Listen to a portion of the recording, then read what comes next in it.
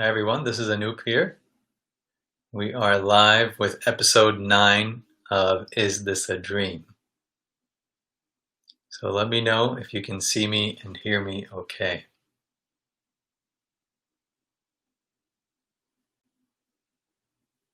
We're going to be starting with some of the questions that we left over from last time, as well.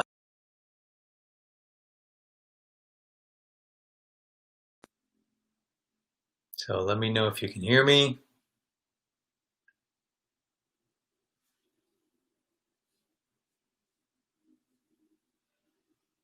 All right, Watima, hello. Varun, hello. Is the audio coming through? Okay, perfect.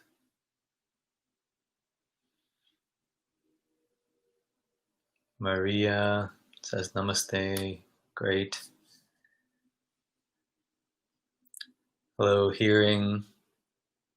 Is the video coming through also? Looks like it is. Someone said the video is not coming through, but okay, great. Thank you, Tony, Carol, Daniel, Karen. Thanks, everyone. All right, looks like everything's coming through nice. Govind, namaste. All right.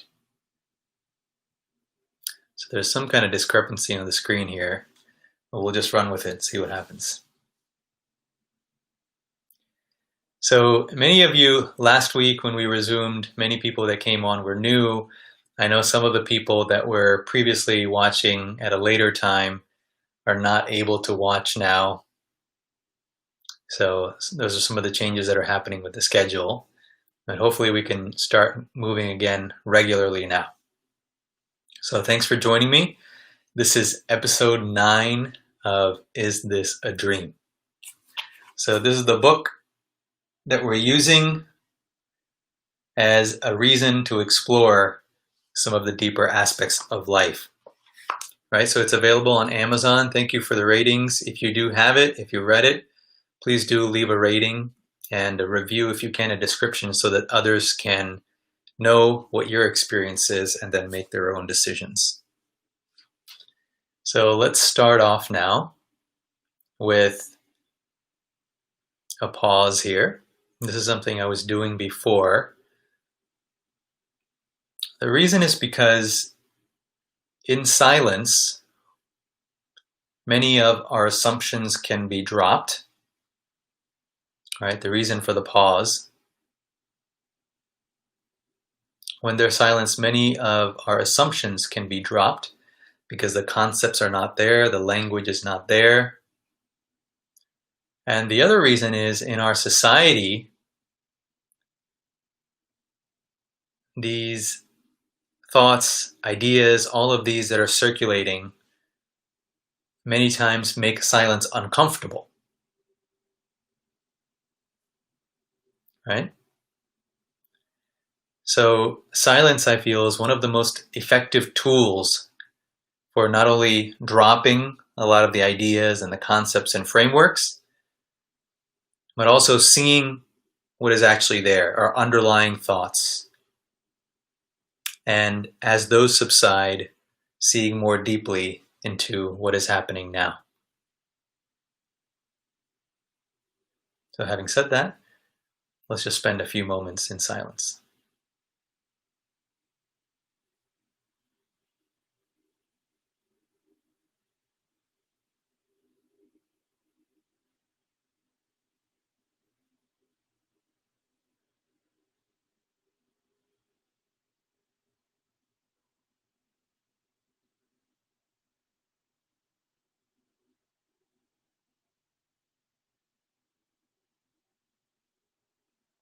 And if you can hear this silence and maintain this silence as we're talking and as we're building frameworks, it will help to recognize what we're talking about.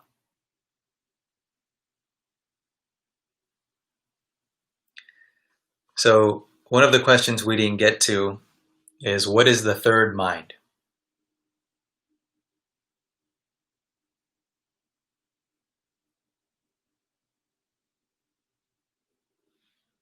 Socorro says, why is it uncomfortable to be in silence?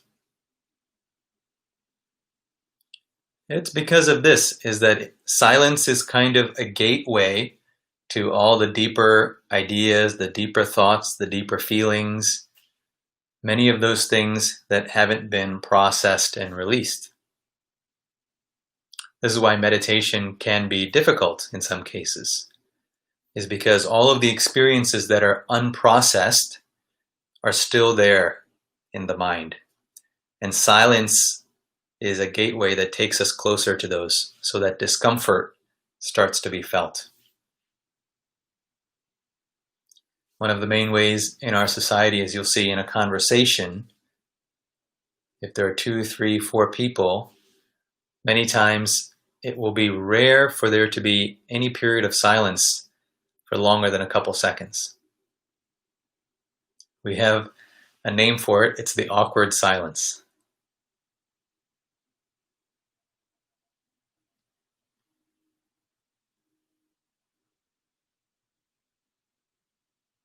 In fact, silence is always there as the context through which we communicate concepts. So, what is this third mind? We will try to use a lot of silence today, since we're exploring, at least partially, what the third mind is. Since many people are new, let me briefly talk about the first and second minds in context.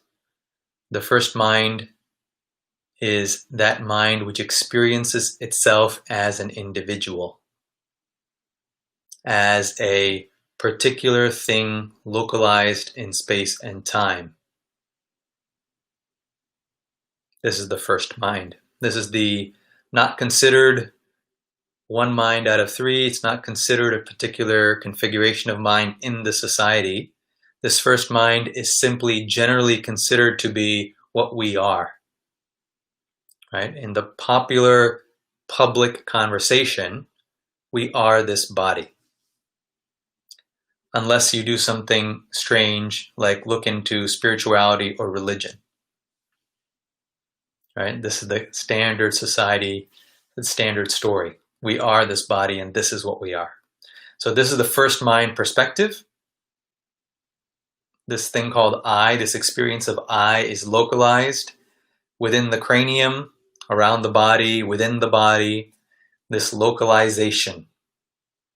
And as a result, the dichotomizing of experience, the splitting of experience as this particular person and not the rest of what's happening here.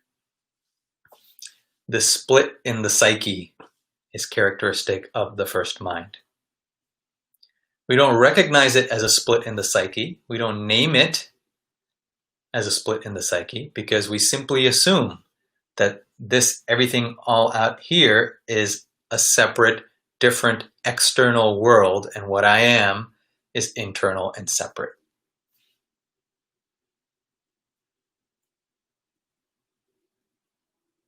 Right? So this is the first mind. Now the second mind is when this identity is no longer restricted as a body or as a particular personality. Right? So it would be akin to what we speak about in a broad sense as consciousness.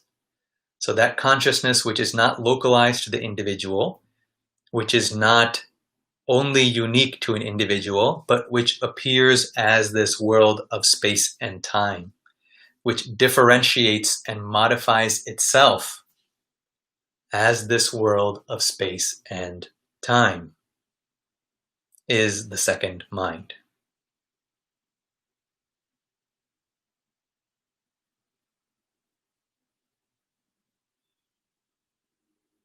So let's let the mind relax. Let its boundaries loosen.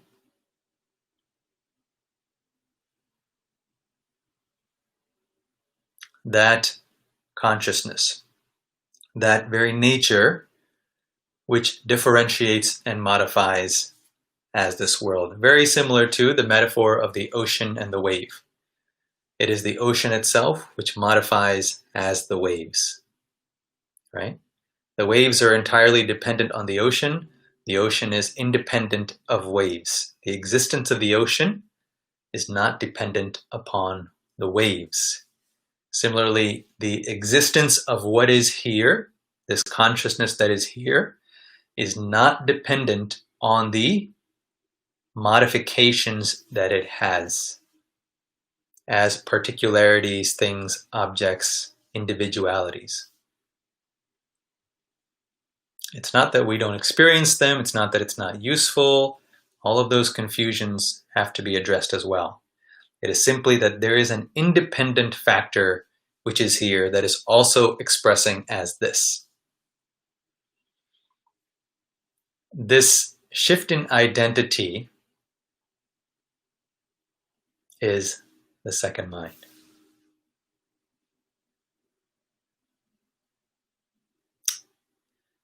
Somebody asked me this week, well, what is the benefit of this second mind? Right? They had a very practical question about many things, let's say. And so I answered by talking about the low-hanging fruit, because so many things can be said about the second mind. Right? Relatively, compared to the first mind, many things can be said. But what are some of the practical aspects? Well, it simply brings more resources to our lives. Right? The second mind doesn't negate the individuality. It's not about getting over the individuality or eradicating it or making it bad in some way. It's simply opening up the field of experience and thereby bringing many more resources to what is happening. Whatever challenges that may be happening, whatever things may have happened in the past that are still percolating now and influencing our actions now, all those windows start to open up. Very practical, right?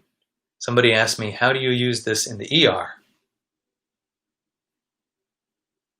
So fundamentally, no differently than it would be used anywhere else. It's simply having more resources to manage whatever is happening, right? The ability to see clearly, to feel clearly, to think clearly, to take actions as we deem appropriate, right? These aren't mundane things. These aren't inconsequential things. The very ability to function in such a way is what determines our quality of life.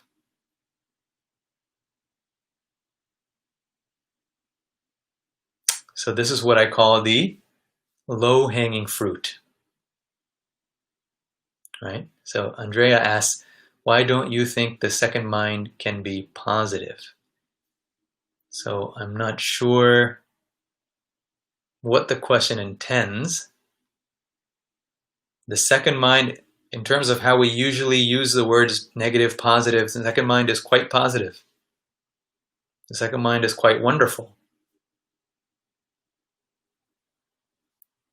However, I don't want to describe it only in terms of bliss, joy, wonder. It accesses all of these as well. However, there's so much talk in the field of spirituality about bliss and joy that I also want to bring in the other aspects which are very practical, right? Such as simply engaging this moment. So without talking about many of the other aspects, innumerable aspects of the second mind, this change in identity to something that can include and express as the body and the local mind and is not restricted to it is a tremendous freedom.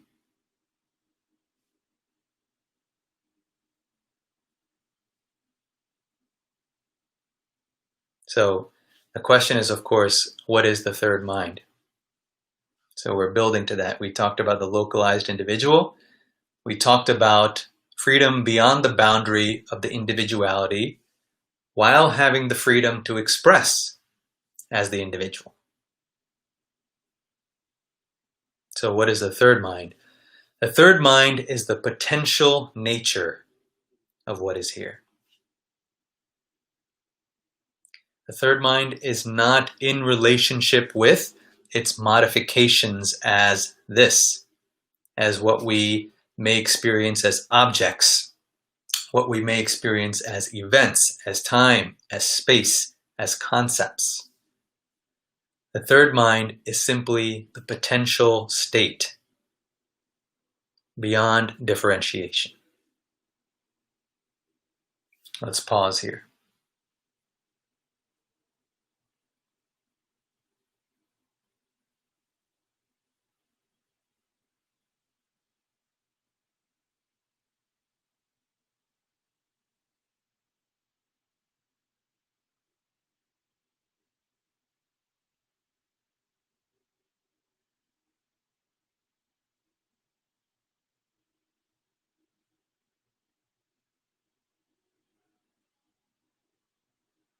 So the third mind is the potential state.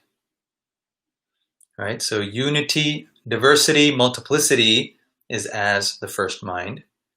Unity is as the second mind, the unified state, oneness.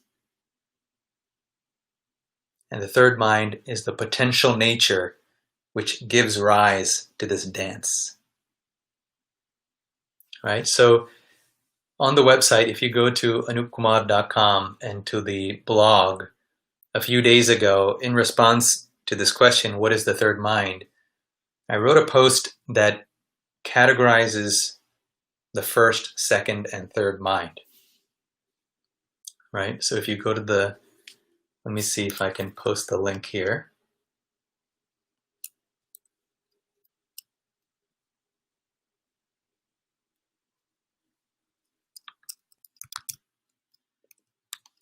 Okay, I tried to post the link. I don't know if it'll work.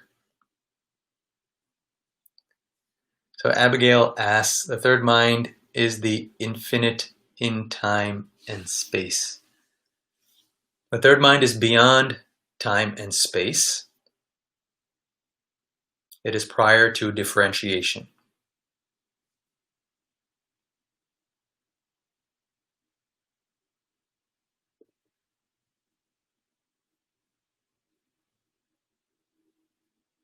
All right. Now, one thing to recognize about this framework is that there are many frameworks, right? People talk about many different ways to describe these. One thing that this framework of the third mind, of the three minds, does is that it also accounts for metaphysics.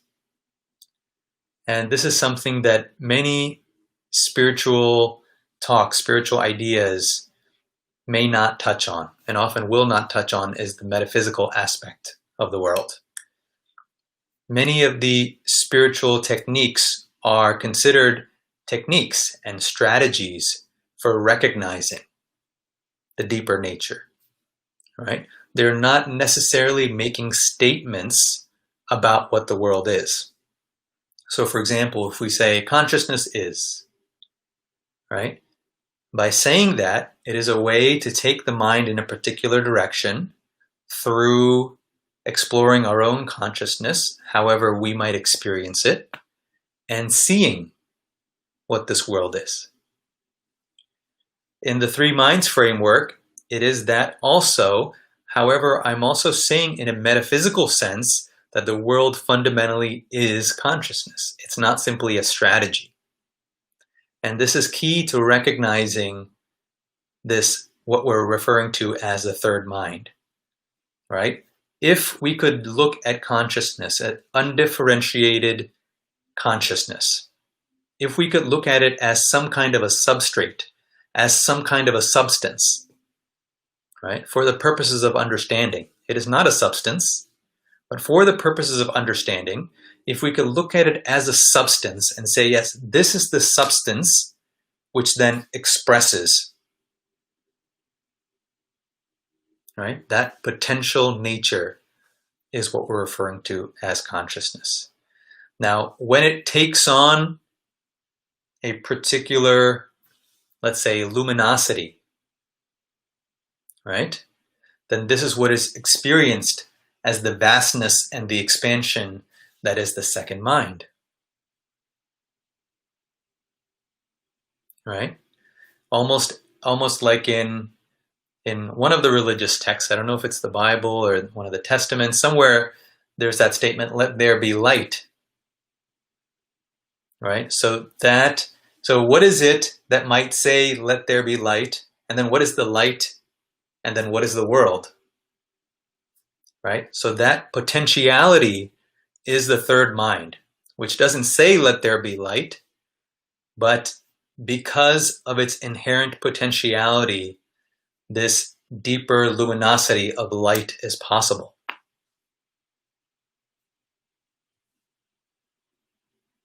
Right? So such statements are meant to be direct investigations. These aren't some statement someone made out there. These are living experiences. So that deeper light, that so-called inner light, it is not an inner light because it is prior to internality and externality. However, because the first mind is focused on boundary and body, it is said that it is an inner light, therefore to look within the body or within the mind or within consciousness. So that deeper light that is beyond inside and outside, that lends itself to this world, is this second mind. That which allows such a lending, that which allows even darkness and light, is the third mind.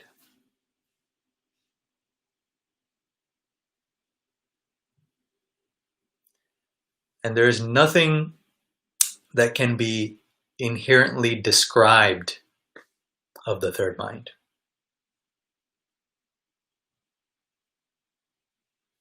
Right? Even the second mind can only be described in terms of this unity, diversity, darkness, light, finite, infinite. This leans towards the second mind. Bliss,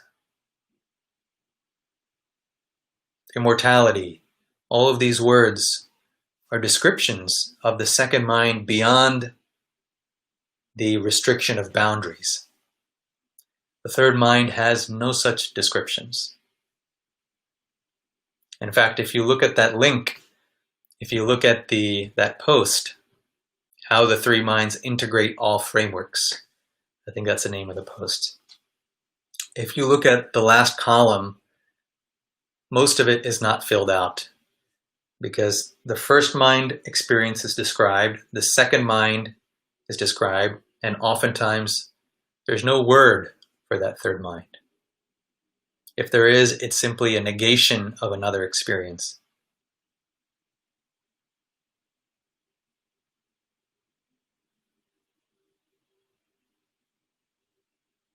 So I'm taking a stand here and saying this is the nature of the world. This is not merely a strategy. This is not just a way of seeing things. It is also a way of seeing things.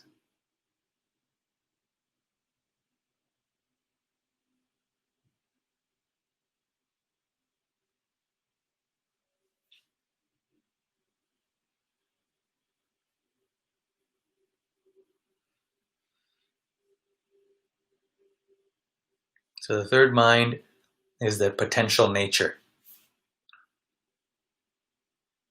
Now, it's important to recognize that since we are also talking about metaphysics, that these three minds are here.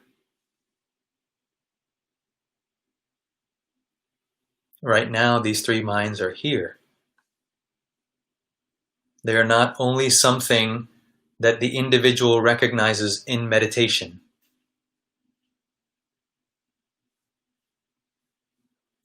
Meditation is a way to deepen because it is going beyond attention on concepts.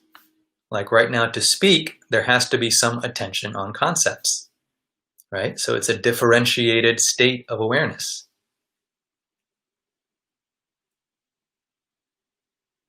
Right? In meditation, or let's leave out the word meditation, if we're not thinking, if there's no necessary movement, then that is a more undifferentiated state. Right? Undifferentiated state of what? Not just of the individual mind. As that boundary becomes transparent, it is resting as the undifferentiated potentiality.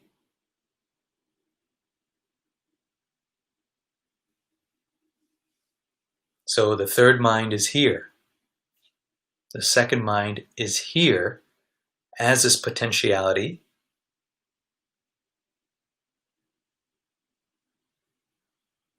expresses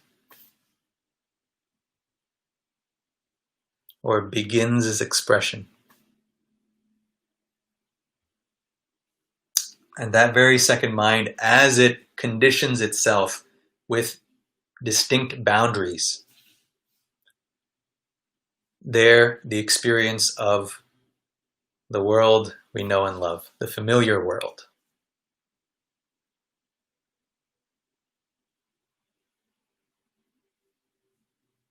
Now, the beauty of this is that it's all here. It is all here right now.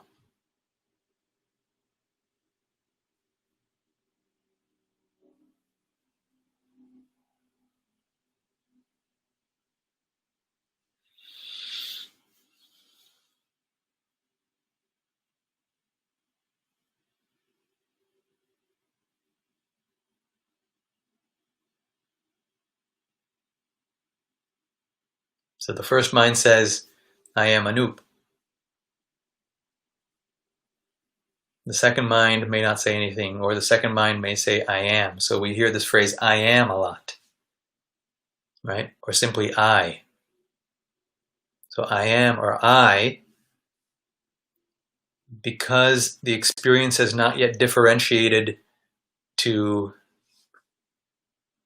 that of the first mind experience of world.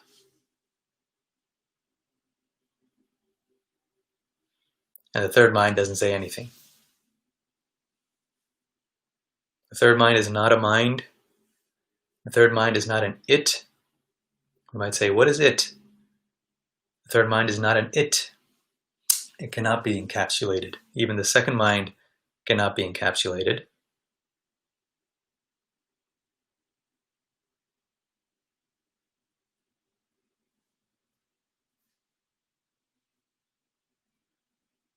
So one way, so Justin says duality, non-duality. So one way it could be said is first mind multiplicity, second mind oneness, unity, third mind non-duality. Not just non-duality, non-unity, non-duality, non-multiplicity.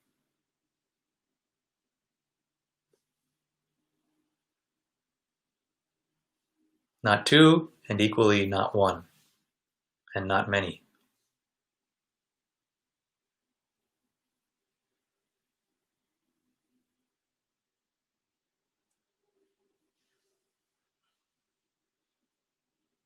Someone said, so the third mind is an observer. No, the third mind is not an observer. The observer and the observed go together. There are many levels of observer-observed integration, right? The standard observer-observed is, for example, the eyes are looking at the screen. So we can say the eyes, or the mind behind the eyes, is the observer, the screen is the observed. Right? When these are integrated, then some people describe what's called a witness state, witnessing. Right? Witnessing is an initial partial integration of subject and object at the level of distinct objects, things, and people. Right? So this partial integration is witnessing. Now that creates a new duality. It is a duality of the witness and the witnessed. So that prior subject and object become somewhat merged, integrated, and now there is a witness, witnessing the world of change. Right? In which there's still some subject-object residual, and it creates this new duality. Now when these two merge, and that's another kind of unification, another degree of unification, where the witnessing stage, and that which is witnessed. Right? Everybody has different words, where they use the word oneness, that's all okay. Everybody can have their own terms. I'm simply trying to clarify one way to see it, the different stages of integration. So when the witness and the witnessed collapse into each other and are integrated, then that is a different experience of world or of self. Such distinctions diminish. This is the second mind.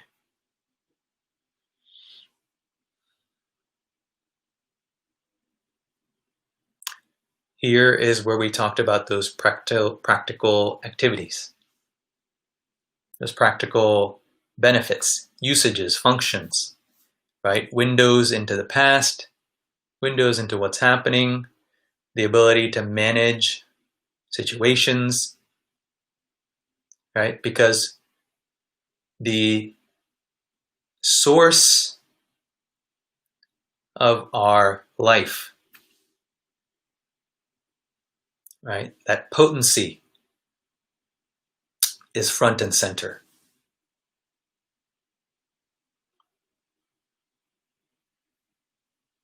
This is the second mind.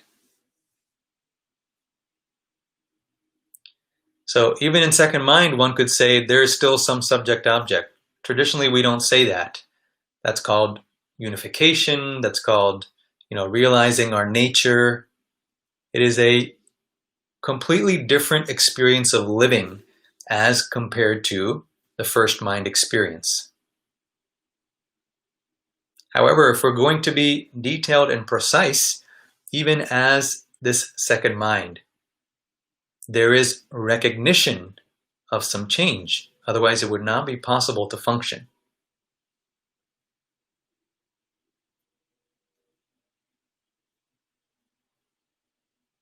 Let's pause here briefly.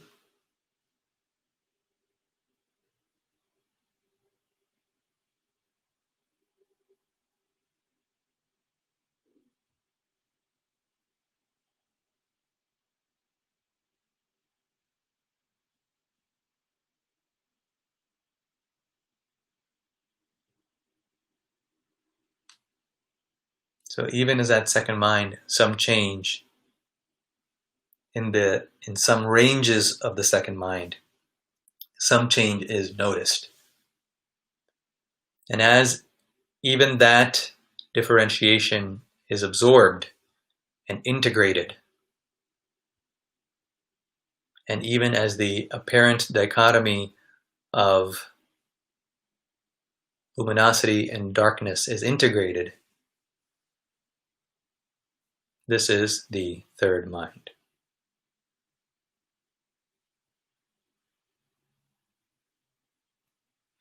So someone asks, in Vedanta, I read that the Atma is the observer, but this is higher level of unification. How will one be able to experience such a distinction? Yes, so Atma as the observer, Atma can be translated as self, let's say. So the self or Atma as observer is, again, this is a strategy. This is describing the road, the path, a landmark. So moving into the observer configuration, where the identity is no longer localized as only the body, but recognizes another way to interface, right? That is, as the observer. So when we say Atma as the observer, this is the point. Now, many of these stages aren't broken down. They are broken down in different places across texts, different people, different times, different cultures. But what we're talking about is the experience as the Atman or the Atma or the self is recognized, and as that and the mind, the traditional mind, the first mind meet, what happens? These are the different kinds of descriptions that I'm giving here. So of course, yes, Atma is the observer. It's very useful. And then what happens? As one is established as the observer, then what happens? Then this subtle duality of observer and observed also integrates. Right? Sometimes these are described as different philosophies. Some people talk about Advaita, non-duality, then they say Dvaita, Dvaita, duality in non-duality. For all these subtleties, it's not necessary to get into the subtleties of philosophy. It can be if one is interested in that. It's more about one's experience and recognizing through that what these texts are indicating.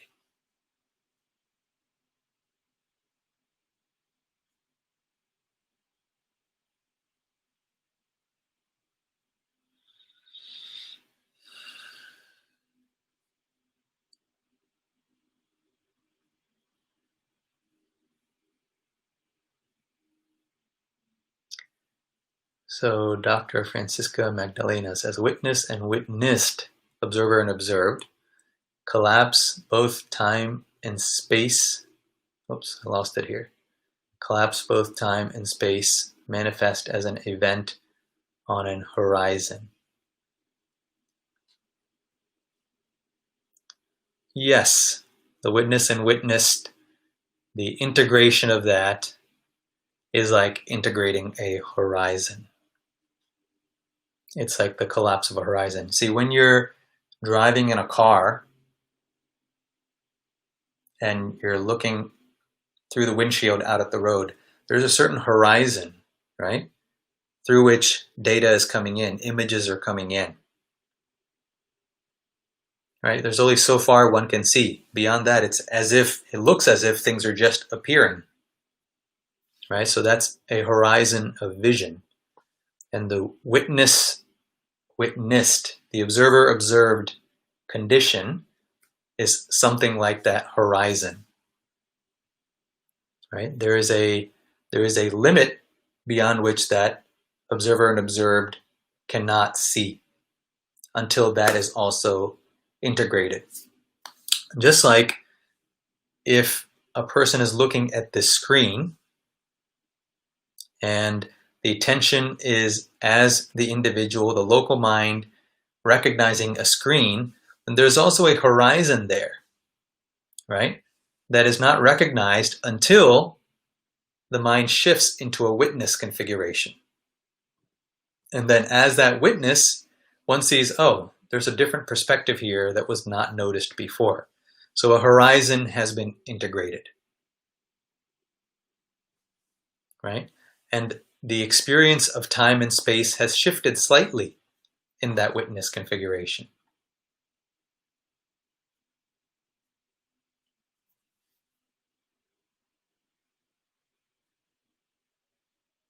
Right? So similarly, when that next configuration of observer observed is integrated, the same thing happens at a different scale.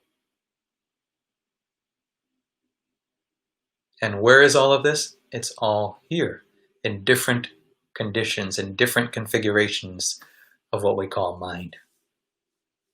So Alpa Patel says that's like falling in love, observer and observed. No walls remain, but devastating when you are unable to maintain this.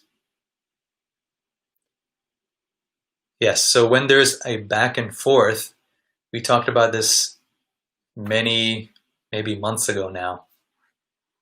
When there's a back and forth, when the identity keeps shifting back and forth from between witness or first mind, second mind, whatever configurations, there's always a difference in quality of life in these different configurations.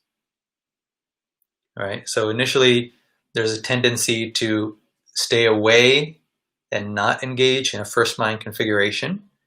And then eventually it reverts to a first mind. So this is kind of like being dumped in and out of water. Can breathe, can't breathe. In fact, somebody recently said, now I can breathe. I saw a comment, now I can breathe. Right? So that is because that mind is releasing. A boundary is slowly relaxing. So yes, it can be like falling in love, in the sense that when one falls in love or rises in love, as the case may be, that boundary starts to dissolve. However, what we're talking about is a boundary not just between two people, and what we're talking about is a boundary that is not only dependent on a particular happening in the world. Right? We're talking about the fundamental boundary itself, not as something that is a result of what's happening in the world. It is, of course, going to be related to what's happening in the world. But the primary cause is not because something has happened in the world and therefore this boundary has changed. That's when this up and down, this difficulty can arise.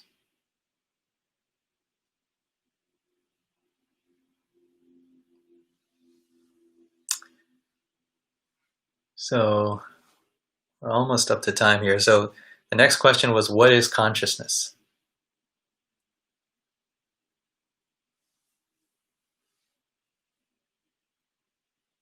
I think there's a video I made on that. If you go to Instagram, I am at Dr. Anoop Kumar, Dr. Anoop Kumar on Instagram.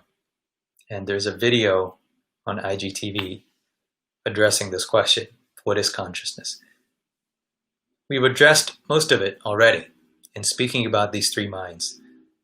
Consciousness,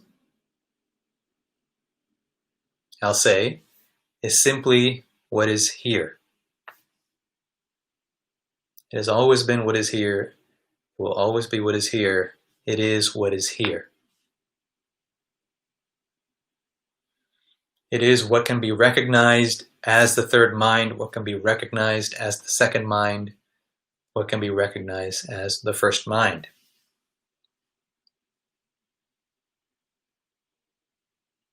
It can take on metaphysical connotations, and it is not restricted to metaphysical or physical or mental connotations. It is this potential. And it is at the root of what we are.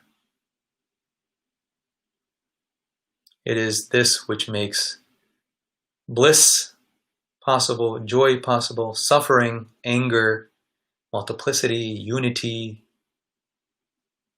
science, spirituality, religion, philosophy, art, music, all of it, all this is differentiated waves of consciousness.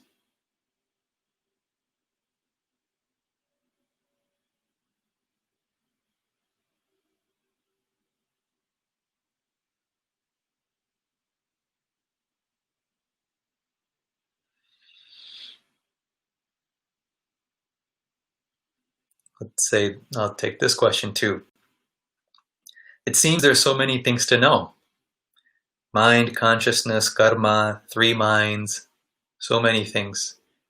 When we first started this series, that was a common question. This is so complex. This is so many things to know. In fact, there is no thing to really know. But because we know so many things already, those things have to be engaged and recognized. What we know already, what we think, what we believe, What we experience already has to be recognized, what we call recognized. We are not recognizing what is happening right now. And so because of that, certain ranges of experience are caught or captured, encapsulated with a word: mind, consciousness, karma. In fact, there are no such independently real things. We are simply describing a particular range of experience with a word.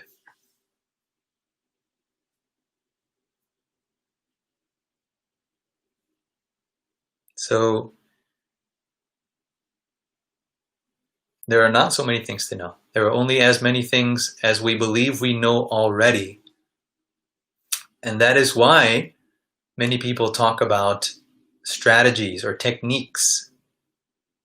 And that is very important. Simply hearing is not enough. Hearing is important. To hear deeper descriptions of reality is important because it gives an avenue for reflection.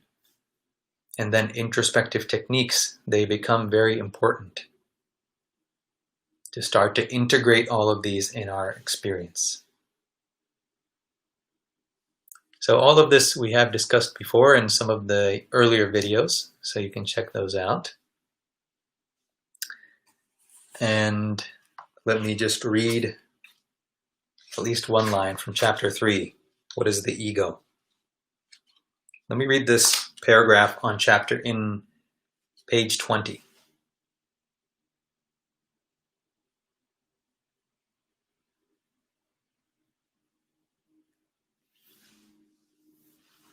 Keep the questions coming. I see some good questions. We will get to some of these next time. So the development of the ego is a natural part of human life. It only becomes problematic when development is stunted. If a child doesn't get proper nutrition, the child's bodily development is stunted. Similarly, today's society too often fails to nourish our minds. It serves to build up and concretize stories about who we are and what we need, instead of providing pointers that help us recognize the mechanism that creates the sense of who we are. I'm going to read that again. Similarly, today's society too often fails to nourish our minds.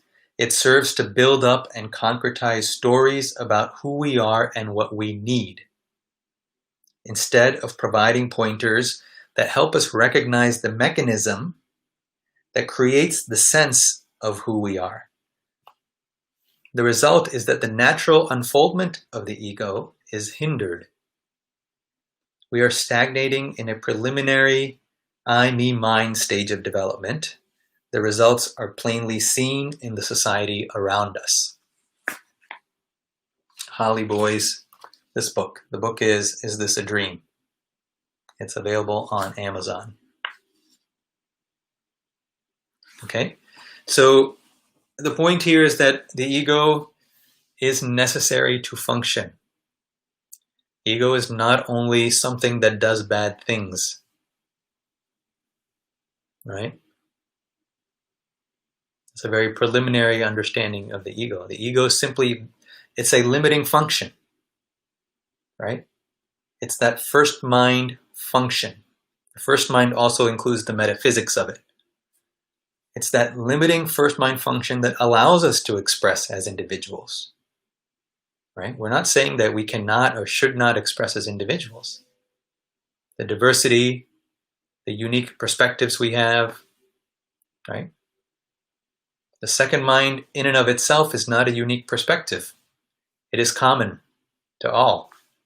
So the individuality is expressed through that first mind experience. So the ego has to develop through these stages, including leaving behind the idea that it itself has to be destroyed or is a bad thing. Okay, we'll talk a little bit more about this next time.